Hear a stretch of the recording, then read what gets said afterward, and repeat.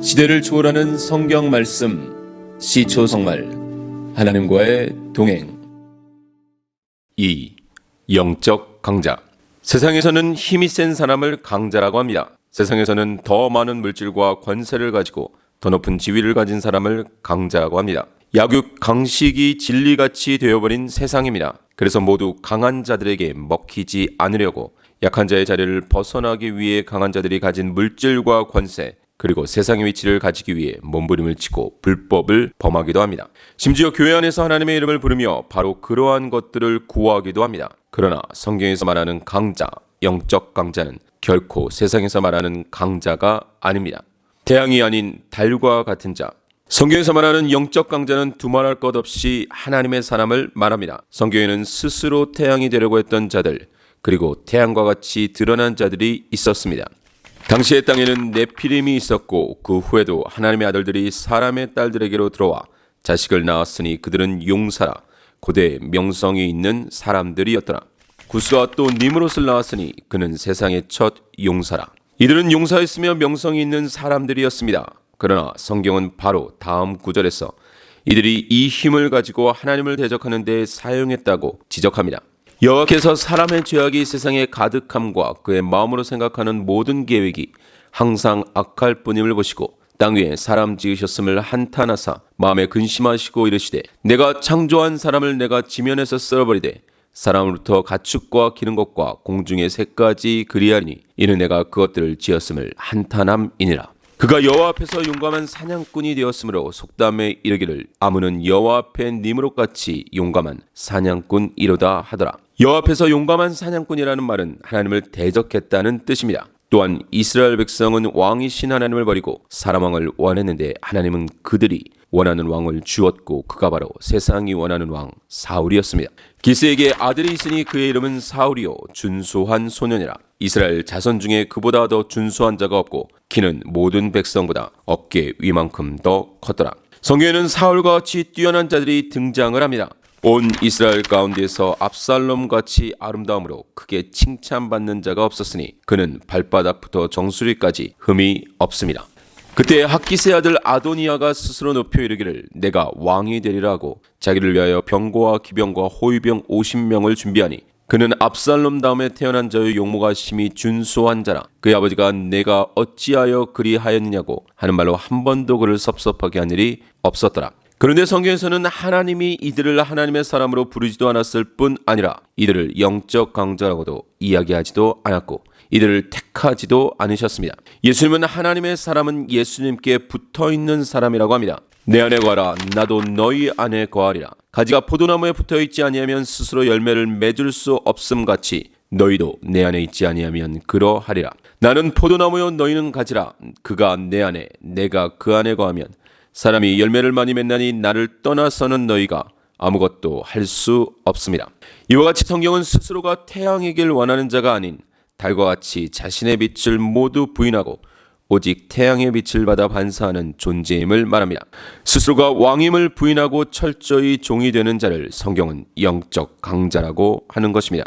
세상의 자랑을 누구보다 많이 가지고 있었던 사도 바울도 그러나 무엇이든지 내게 유익하던 것을 내가 그리스도를 위하여 다 해로 여길 뿐더러 또한 모든 것을 해로 여김은 내 주 그리스도 예수를 아는 지식이 가장 고상하기 때문이라. 내가 그를 위하여 모든 것을 잃어버리고 배설물로 여김은 그리스도를 얻고 그 안에서 발견되려 함이니 내가 가진 의는 율법에서 난 것이 아니요 오직 그리스도를 믿음으로 말미암은 것이니 곧 믿음으로 하나님께로부터 난 의라고 고백하였고 이어서 내가 부득불 자랑할진대 내가 약한 것을 자랑하리라. 내가 이런 사람을 위하여 자랑하겠으나 나를 위하여는 약한 것들 외에 자랑하지 아니하리라. 나에게 이르시기를 내 은혜가 내게 족하도다. 이는 내 능력이 약한 데서 온전하여짐이라 하신지라. 그러므로 도리어 크게 기뻐함으로 나의 여러 약한 것들에 대하여 자랑하리니 이는 그리스도의 능력이 내게 머물게 하려 함이라.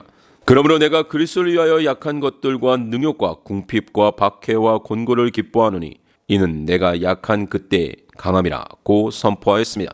그리스도는 세상의 강자가 아닙니다. 오히려 세상의 힘을 자랑하지 아니하고 예수님 안에 머물러 예수님의 능력이 머무는 자를 성경은 영적 강자라고 합니다. 세상에서 세상이 자랑하는 힘을 가지기 위해 하나님을 찾고 구하여 마침내 세상의 힘을 가진 자들이 아닙니다. 성경에서 말하는 영적 강자는 예수 그리스도에게부터 예수 그리스도 안에서 예수 그리스도와 함께 하나님의 나라를 품고 사는 하나님의 사람인 것입니다. 이제 하나님의 사람, 영적 강자인 그리스도인의 영적 인풋과 영적 아웃풋, 그리고 그 연결고리인 교회 및 균형과 우선순위, 그리고 변함없음에 대해서 살펴보겠습니다. 영적 인풋. 영적 강자가 되기 위한 첫 번째 인풋은 무엇보다도 생명의 말씀입니다. 육신을 위한 음식이 먹지 않으면 죽음을 불러오듯이, 그래서 음식을 생명이라고 말하듯이 영적인 양식인 성경 말씀도 그리스도인에게는 생명입니다. 모세가 이 모든 말씀을 온 이스라엘에게 말하기를 마치고 그들에게 이르되 내가 오늘 너희에게 증언한 모든 말을 너희의 마음에 두고 너희의 자녀에게 명령하여 이 율법의 모든 말씀을 지켜 행하게 하라. 이는 너희에게 헛된 일이 아니라 너희의 생명이니 이 일로 말미암아 너희가 요단을 건너가 차지할 그 땅에서 너희의 날이 장구하리라. 인간의 마음은 무엇인가로 채워져 있습니다. 사람이든 물질이든 눈에 보이는 것이든 보이지 않는 것이든 그 마음은 반드시 채워져 있습니다. 그러므로 우리는 그 마음을 제일 먼저 생명의 말씀으로 채워야 하는 것입니다. 말씀으로 먼저 채우지 않으면 그 자리를 사단이 악한 귀신으로 채울 것입니다. 더러운 귀신이 사람에게서 나갔을 때 물 없는 곳으로 다니며 쉬기를 구하되 쉴 곳을 얻지 못하고 이에 이르되 내가 나온 내 집으로 돌아가리라 하고 와 보니 그 집이 비고 청소되고 수리되었거늘 이에 가서 저보다 더 악한 귀신 7을 데리고 들어와서 거하니 그 사람의 나중 형편이 전보다 더욱 심하게 되느니라. 이 악한 세대가 또한 이렇게 되리라. 그리고 영적 강자가 되기 위한 두 번째 인풋은 생명의 기도입니다. 기도는 단지 나의 필요를 아뢰고 생활에 도움을 호소하는 정도의 내용을 말하지 않습니다. 기도는 하나님과의 관계를 회복하고 유지하는 하나님이 하나님의 백성에게 은혜를 주신 소통의 채널입니다. 하나님의 말씀을 통해서 하나님의 뜻을 듣고 기도를 통해서 하나님과 하나님의 나라 성령님과 성령 충만, 믿음과 은혜를 구하며 하나님으로 우리의 생각과 삶을 채우는 것이 바로 기도입니다. 말씀이 평생에 붙들어야 할 생명이듯이 기도도 쉬지 말아야 할 생명의 호흡입니다. 기억해야 합니다. 최고의 기도는 최고의 삶인 것을 말입니다.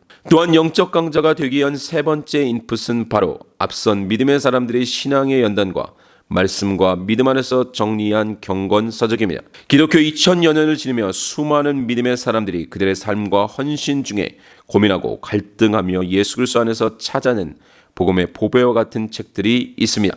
개혁주의 신학의 근거를 둔 청교도 책들로서 서점에서 적어도 100년 혹은 50년을 생존하고 있는 책들이 있습니다. 그만큼 오랜 시간을 버티어올 수 있었던 것에는 그만한 이유가 있기 때문입니다. 신앙 서적을 통해서 하나님과 하나님의 나라에 대한 이해의 폭을 넓히고 하나님의 진리에 대한 명확하고 명쾌한 접근을 통해서 우리가 알고 있는 믿음의 신앙을 더 구체화해야 합니다. 영적 아웃풋. 신앙생활에 있어서 듣고 배우고 훈련만 받는다면 성숙한 자가 되는 것은 결코 아닙니다.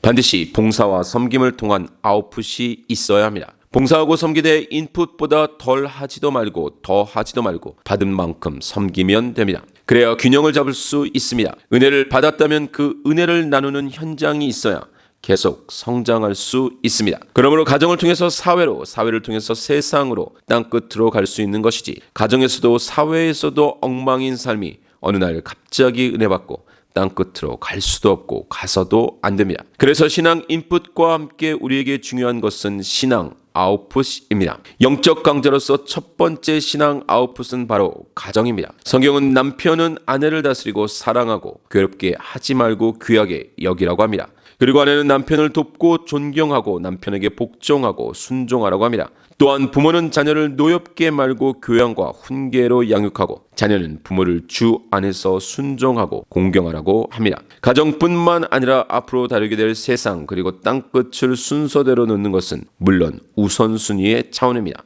다시 말하면 예루살렘과 온 유대와 사마리아와 땅끝까지의 개념이 반드시 예루살렘이 복음화된 이후에 유대로 가고 그리고 나서 사마리아와 땅끝으로 가야 한다는 것이 아닌 우선순위에 대한 문제인 것입니다. 그와 같이 가정이 다 복음화되어야 세상 그리고 세상이 다 복음화되어야 땅끝으로 갈 수 있다는 것이 아니라 그것과 별도로 가정에서 승리하는 삶, 이기는 삶을 살지 못하면 세상에서의 승리하는 삶이 어렵고 세상에서 이기는 삶을 살지 못하면 땅끝에서의 빛된 삶도 역시 어렵다는 것입니다. 가정에서 부모에게 효도하는 사람이 하나님의 말씀에 순종하며 균형 잡힌 그리스도인의 삶을 사는 것입니다. 만일 가정에서 부모다운 그리고 자녀다운 삶을 살지 못하는데 교회에서 또는 세상에서 그럴듯하게 산다면 언젠가는 그 허술함이 드러나게 될 것입니다. 영적 강자로서 두 번째 신앙 아웃풋은 바로 세상입니다. 너희는 세상의 소금과 빛이라고 하신 예수님의 말씀은 우리의 지향점이 아닌 정체성을 말씀하신 것입니다. 소금이 되고 빛이 되라시는 것이 아닙니다. 이미 우리는 세상의 소금이고 세상의 빛입니다. 우리는 그리스도인으로서 우리가 원하는 자리에서 뿐만 아니라 우리가 속해 있는 가정과 사회에서 당연히 소금의 삶을 그리고 빛의 삶을 살아야 합니다. 세상은 점점 강팍해지고 점점 어두워져 가고 있습니다. 이때 가정에서 그리고 교회에서 훈련된 하나님의 사람들이 세상에서 그들이 있어야 할 자리에서 그들에게 맡겨진 역할을 하는 것입니다. 영적 강자로서 세 번째 신앙 아웃풋은 바로 땅끝입니다. 예수는 모든 민족을 위해 온 천하에 가서 모든 일의 증인이 되라고 하나님의 사람들을 보내셨습니다. 하나님은 하나님의 나라 완성이라는 목적을 정하시고 수단과 방법도 정해놓으셨는데 그것이 바로 전도입니다. 그러므로 우리는 하나님이 명하셨기 때문에 순종하는 것입니다. 이것은 바로 생명 주신 주님의 마지막 명령입니다. 언어와 문화를 넘어 하나님의 나라를 선포하는 하나님의 백성이 하나님과 동행함을 통해 세상이 하나님을 알기 위해 나올 것입니다. 연결고리 교회. 생명의 말씀과 생명의 기도 그리고 경건서적을 통해 강건해진 그리스도인의 가정과 세상 그리고 땅끝에서 변함없이 승리하는 삶을 사는데 그 영적 인풋과 영적 아웃풋을 연결하는 훈련 장소이며 끊임없는 영적 공급처가 되는 고리가 바로 교회입니다. 연결고리인 교회 안에는 두 개의 기둥이 있습니다. 그 중에 신앙 인풋 쪽으로는 예배가 있고 신앙 아웃풋 쪽으로는 봉사가 있습니다. 먼저 예배의 영역은 영적 인풋 쪽으로 건강하게 말씀과 기도로 영적 인풋을 받은 그리스도인이라면 예배를 통해 더욱 은혜를 받게 됩니다. 예배만큼이나 강조해도 부족한 것은 없을 것입니다. 그러나 그 앞에 선제되어야 할 인풋의 영역을 반드시 기억해야 합니다. 다시 말하면 좋은 보약이 아무리 좋아도 기본식인 밥이 뒤따라주지 않으면 약이 독이 될 수 있습니다. 그와 같이 먼저 건강한 그리스도인으로 영적 인풋을 통해 승리하는 삶을 살 때 예배는 더욱 은혜가 되는 것입니다. 가끔 한두 번 밥 없이 먹는 약이 효과를 줄 수 있지만 위를 망치고 싶지 않다면 반드시 약은 밥 다음으로 밥과 함께 복용해야 합니다. 또한 예배는 단순히 예배 시간이라는 단어로 한정되어질 수 없음을 알아야 합니다. 하나님께 드리는 예배는 예배 시간을 넘어 예배의 삶인 것입니다. 예배가 인풋과 아웃풋의 연결고리 영역에서 인풋 쪽이었다면 교회 안에서 하는 섬김, 즉 봉사는 아웃풋 쪽에 가깝습니다. 예배를 통해서 은혜로 능력으로 충전을 했다면 교회라는 사랑의 테두리 안에서 받은 은혜와 은사대로 섬기면서 서서히 자신을 발견하고 만들어가는 과정이 되어야 합니다. 절대로 예배만 참석하고서 그리스도인으로 산다고 말할 수 없습니다. 봉사와 섬김을 통해 우리는 성장하고 성숙해야만 합니다. 그러나 분명히 기억할 것은 이 아웃풋이 교회 안에서만 머물면 안 된다는 것입니다. 교회는 하나의 기본을 다지는 훈련장과 같은 곳으로 잘 훈련받아서 가정에서 세상에서 빛을 발해야 합니다. 종종 교회 안에서는 너무 좋은 직분자인데 가정과 직장에서는 신용 불량자인 사람들이 있습니다. 이것은 역시 건강한 그리스도인이 아니라는 것입니다. 균형. 영적 강자는 하나님의 말씀과 기도를 통해 하나님의 은혜를 잘 받아 누리고 역시나 그 은혜를 섬김을 통해 잘 나누어야 합니다. 그 균형 있는 삶을 유지하지 못하고 봉사와 섬김의 아웃풋 없는 인풋에만 집중하면 영적 비만이 되어 교만하기 쉽고 말씀과 기도를 통한 인풋 없이 봉사와 섬김의 아웃풋에만 집중하게 되면 머지않아 심령의 탈진과 메마름을 경험하게 될 것입니다. 기억해야 합니다. 육신이 건강한 사람도 몸집이 크고 힘이 센 사람을 말하기 이전에 잘 먹고 잘 소화하는 사람을 말하듯이 영적 강자는 변함없이 말씀과 기도로 자신을 채우며 역시나 그 채워진 은혜로 봉사하고 섬김으로 늘 균형이 잡힌 사람입니다. 요동하지 않는 사람입니다. 예수님은 내 마음을 다하고 목숨을 다하고 뜻을 다하여 주 너의 하나님을 사랑하라 하셨으니 이것이 크고 첫째 되는 계명이요 둘째도 그와 같으니 내 이웃을 내 자신같이 사랑하라 하셨으니 이 두 계명이 온 율법과 선지자의 강령이니라고 말씀하시므로 하나님의 사랑과 이웃 사랑을 같다라고 하셨습니다. 하나님을 사랑하기 위해 하나님의 은혜가 필요하듯이 이웃을 사랑하기 위해서는 하나님의 은혜가 필요합니다. 하나님을 사랑한다고 하면서 이웃을 미워할 수 없고 이웃을 사랑한다고 하면서 하나님을 사랑하지 않을 수 없습니다. 이 두 가지는 같은 것입니다. 그와 같이 영적 강자는 신앙 인풋과 아웃풋의 균형이 맞아야 합니다. 우리는 날마다 현재의 하나님을 누려야 하는데 그러기 위해 끊임없이 지속적인 인풋을 받아야 하고 그에 준하는 아웃풋으로 균형이 맞추어져야 합니다. 그래야 오래 건강할 수 있습니다. 너무 살찌지도 너무 마르지도 않은 상태를 유지할 수 있어야 신체도 좋고 영적 건강도 좋은 것입니다. 우선순위, 영적 인풋과 아웃풋의 상호관계 그리고 그 자체에서 역시 중요한 것은 우선순위입니다. 인풋보다 아웃풋이 앞설 수 없고 인풋 안에서도 생명의 말씀보다 기도가 앞설 수 없으며 기도보다 신앙서적이 앞서서는 안 된다는 것입니다. 또한 아웃풋 안에서도 가정보다 세상이 앞설 수 없고 땅끝 선교가 세상에서의 소금과 빛의 역할을 앞서서는 안 된다는 것입니다. 물론 이것들은 시간 순서를 이야기하는 것이 아니라 중요성의 문제를 이야기하는 것입니다. 반드시 지켜야 할 시간의 순서가 아닌 꼭 기억하며 간직해야 할 우선순위인 것입니다. 변함없음. 성경에서 말하는 영적 강자는 변함없음이 증명된 사람입니다. 영적 강자는 사울과 같이 솔로몬과 같이 한때는 화려하게 쓰임받았지만 마침내는 버려지듯 물러나는 사람을 말하지 않습니다. 비록 시작이 화려하지 않고 하나님께 쓰임받을 때도 그리 두드러지지 않는다 해도 끝까지 있어야 할 곳에서 하나님이 주신 역할을 변함없이 감당하는 사람을 말합니다. 성탄 성국에서 그 역할이 주인공 역인 요셉과 마리아에도 좋지만 주어진 역할이 요셉과 마리아를 태우고 가는 당나귀, 그래서 연극 내내 얼굴 한번 관객에게 보여줄 수 없는 당나귀여도 좋습니다. 중요한 것은 그 연극이 끝날 때까지 모든 역할을 맡은 자들이 그러하듯이 당나귀 역을 맡은 자는 당나귀로서 변함없이 그 자리를 지켜야 한다는 것입니다. 성경은 바로 이러한 자를 영적 강자라고 합니다.